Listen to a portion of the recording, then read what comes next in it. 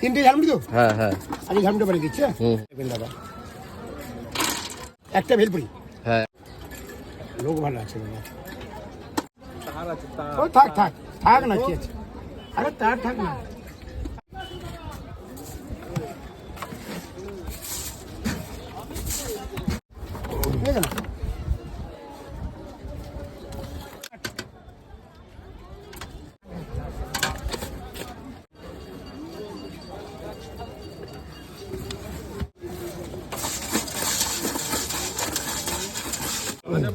এই যে অল্প দিও না, ও ঠিক আছে। ভালো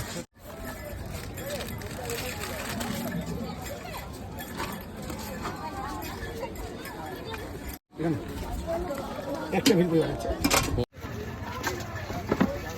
ঠিক আছে